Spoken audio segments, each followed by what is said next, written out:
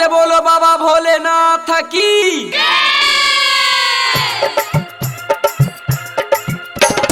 सुनो भोला बाबा जटाधारी हो माल चाहे कुमारी। सुनो भोला बाबा जटाधारी हो माल चाहे कुमारी।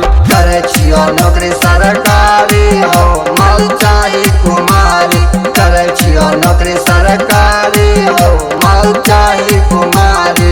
आशा लगा के हमें अलिया हो बाबा तोहरे दुआरे।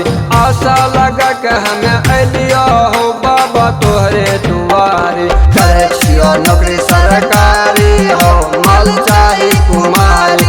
करे छियो नौकरी सरकारी हो माल चाही कुमारी। माल चाही कुमारी। माल चाही कुमारी। Music by Riya studio Khagaria. करे छियो नौकरी सरकारी हो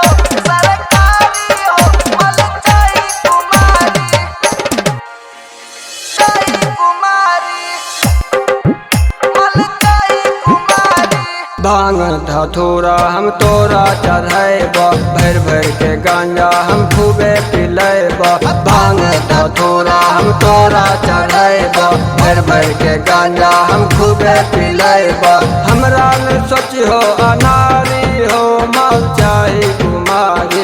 हमरा न सोचियो अनारी हो माल चाही कुमारी। करे छियो नौकरी सरकारी हो माल चाही कुमारी। करे छियो नौकरी सरकारी हो माल चाही कुमारी। माल चाही कुमारी।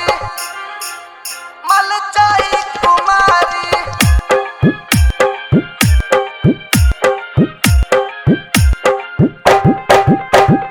करे छियो नौकरी सरकारी हो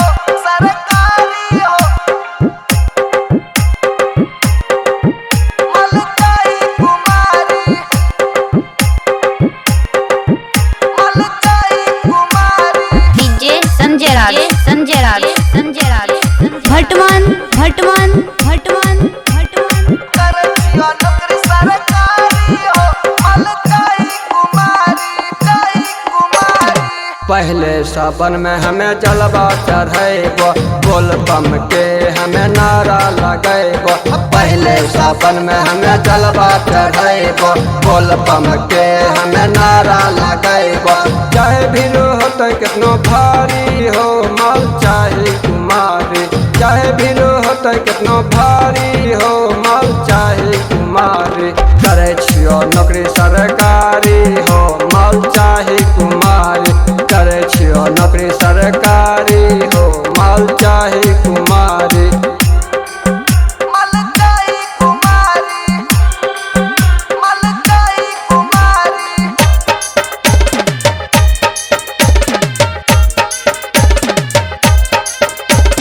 करे छियो नौकरी सरकारी हो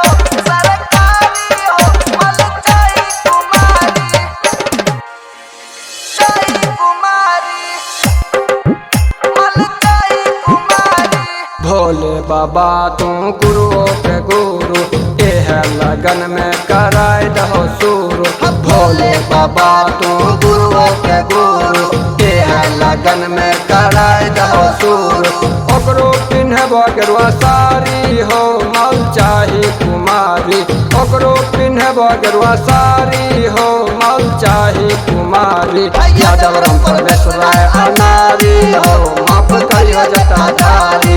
यादव राम परमेश्वर अनारी हो माफ करियो जटाधारी। Recording by Riya studio Khagaria Bhadas.